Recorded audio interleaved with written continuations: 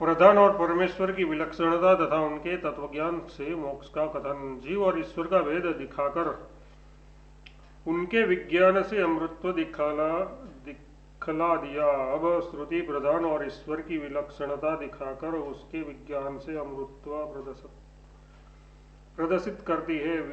विनाशशील प्रधान और अविनाशी जीवात्मा को हर संज्ञक एक देव नियमित करता है। उसके चिंतन से, उसमें मनोयोग करने से और उसके तत्व की भावना करने से प्रारब्ध की समाप्ति होने पर विश्वरूप माया की निवृत्ति हो जाती है। क्षरम प्रधानमृतम क्षरहर इत्यादि आदि अविद्यादि को हरने के कारण परमेश्वर हर है। जो अमृत और अक्षर है उसे अमृताक्षर कहा है।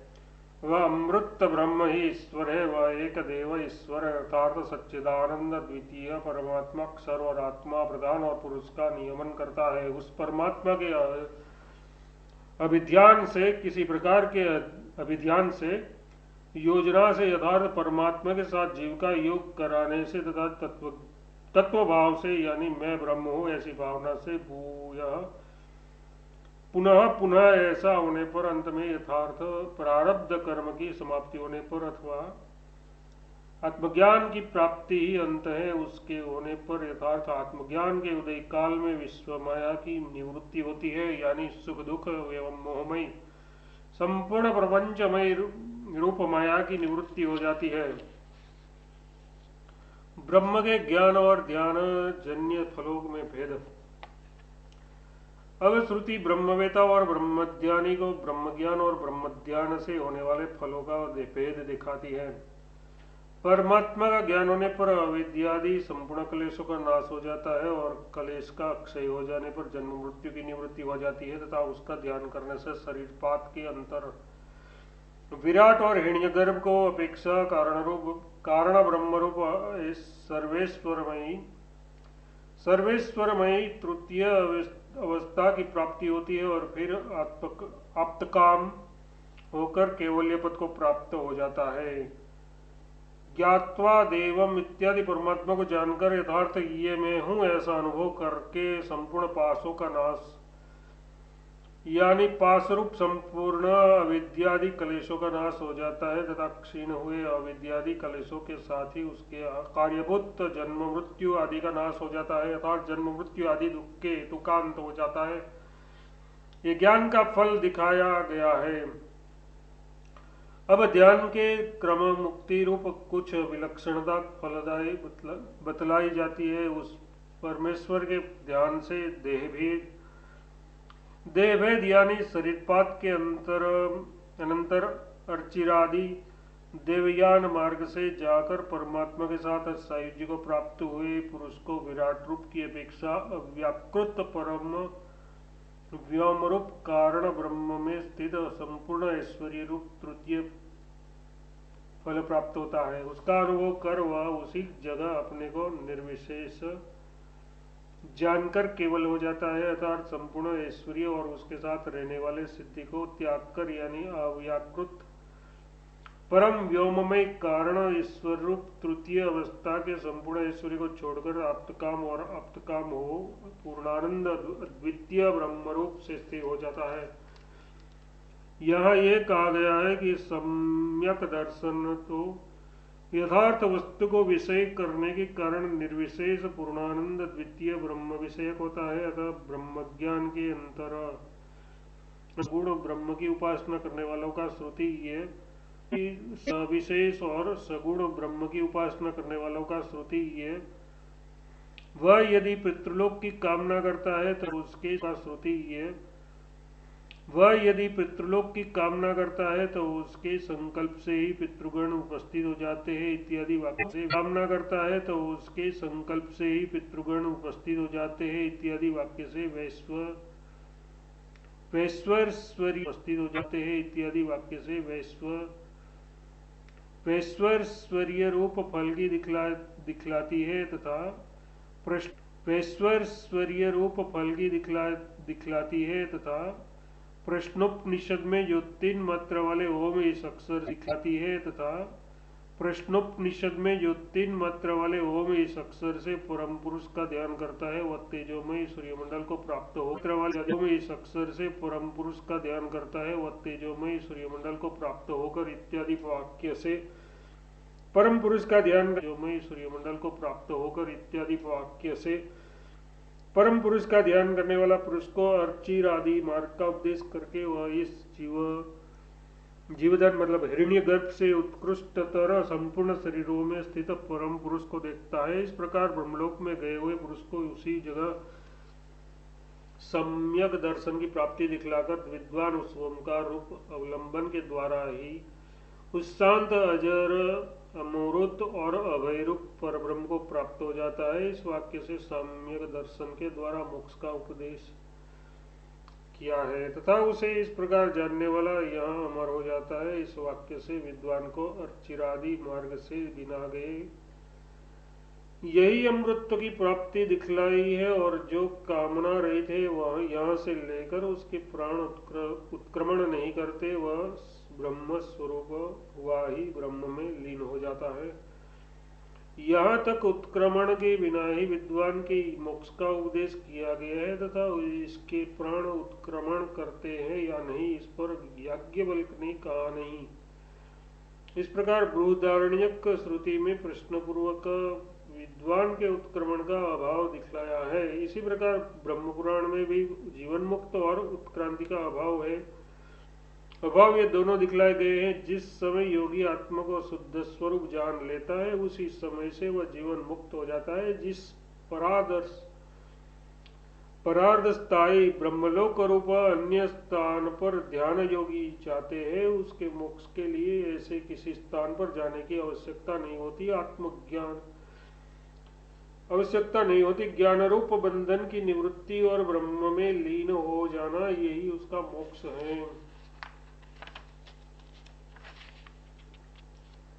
तथा लिंग पुराण में भी ज्ञानी को जीवित रहते हुए ही मुक्ति दिखलाई है क्योंकि ब्रह्मवेता परमार्थतः जीवित रहते हुए ही मुक्त हो जाता है। इसलिए उसके लिए इस लोक और परलोक में कुछ भी कर्तव्य नहीं रहता।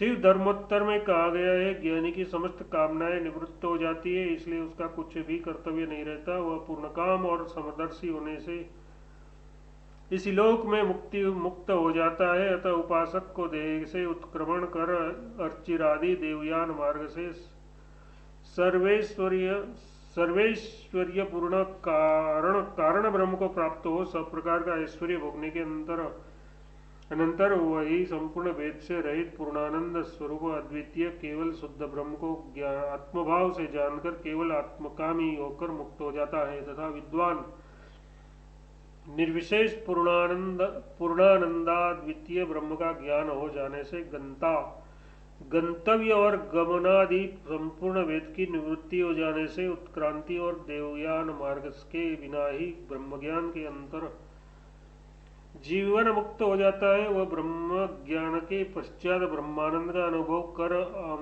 आत्मरति और आत्म तृप्ति हो अपने आत्मा में ही आंतरिक सुख रमण एवं प्रकाश का अनुभव करता हुआ आत्मक्रीड़ा आत्मरति आत्ममिथुन और आत्मानंद होकर इसी लोक में स्वराज्य यथार्थ अपनी सर्वभौम महिमा में अमृत रूप से स्थित हो जाता है। वह बाह्य विषयों को त्याग कर मनवाणी और शरीर से होने वाले संपूर्ण श्रोत्र स्मार्त कर्मों को ब्रह्मार्पण करके अनुष्ठान करता हुआ शुद्ध चित्त और योगारूढ़ होकर समाधि साधनों से संपन्न हो जाता है क्योंकि यही साधन ब्रह्म ज्ञान की प्राप्ति के हेतु है। ध्यान योगी को एकांत में अकेले ही स्थित हो जा सब प्रकार की आशा और परिग्रह का त्याग कर शरीर और मन का निग्रह करते हुए निरंतर योग का अभ्यास करना चाहिए। इस प्रकार सर्वदा योग साधन में लगा हुआ वह पापहीन योगी सुगमता से ही ब्रह्म साक्षात्कार रूप अत्यंत उत्कृष्ट सुख प्राप्त कर लेता है जिसकी सर्वत्र समदृष्टि है। वह योग युक्त पुरुष अपने आत्मा को संपूर्ण भूतों में और संपूर्ण भूतों को अपने आत्मा में स्थित देखता है। इस प्रकार सर्वत्र समान भाव से स्थित ईश्वर को समान रूप से देखता हुआ वह स्वयं अपना घात नहीं करता और फिर परम गति को प्राप्त होता है इत्यादि स्मृति वाक्य इसमें प्रमाण है।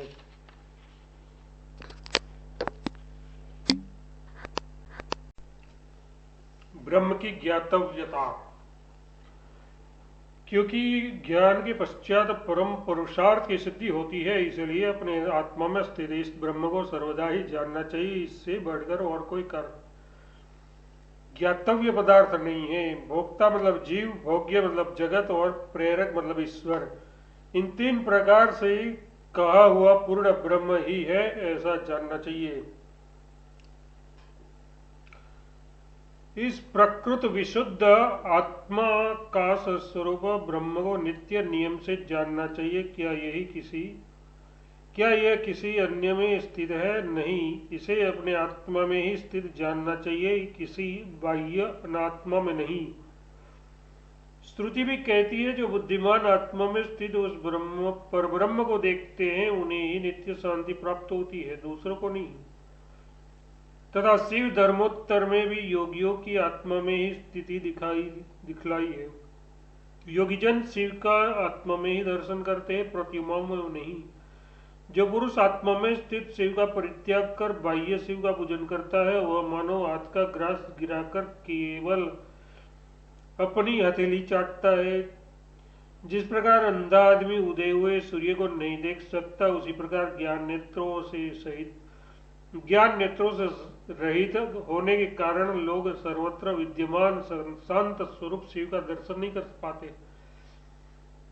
जो पुरुष सर्वगत शांत मूर्ति शिव का दर्शन करता है, उन्हें तो अंतःकरण में ही शिव विराजमान है, किंतु जो आत्मस्थ शिव को नहीं देख सकते, वे ही उन्हें तीर्थ स्थान में देखते हैं। जो पुरुष आत्मस्थ तीर्थ को त्याग कर बाह्य तीर्थ आदि में जाता है, वह मानो अपने हाथ का महारत्न गिराकर कांच ढूंढता फिरता है। अथवा इसका यह भी तात्पर्य हो सकता है कि ये जो अपरोक्ष प्रत्यगात्मा है, उसे अपनी महिमा में स्थित नित्य और अविनाशी ब्रह्म ही जानना चाहिए। क्यों?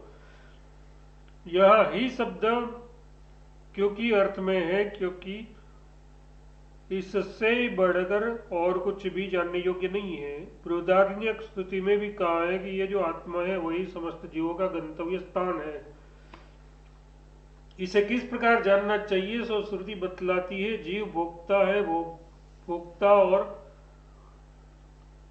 अंतर्यामी से अतिरिक्त और सब भोग्य है, तथा अंतर्यामी परमेश्वर प्रेरिता है। ये तीन प्रकार से कहा हुआ ब्रह्म ही है, इस प्रकार जानना चाहिए। तात्पर्य है कि भोक्तादि संपूर्ण भेद रूप प्रपंच का लय करके ही निर्विषय ब्रह्म को आत्मस्वरूप में जानना चाहिए। ऐसा ही कावशेष गीता में भी कहा है, योगी संपूर्ण विकल्पों को त्याग कर मन को अपने आत्मा में निश्चल रूप से स्थिर कर जिसका ईंधन जल चुका है, उस अग्नि के समान शांत हो जाता है। तथा विष्णु पुराण में कहा है, उस ध्येय परमेश्वर का ही जो मन के द्वारा ध्यान से सिद्ध होने योग्य कल्पनाहीन ध्याता ध्यान और ध्येय के भेद से रहित सर्वरूप ग्रहण किया जाता है, उसे ही समाधि कहते हैं।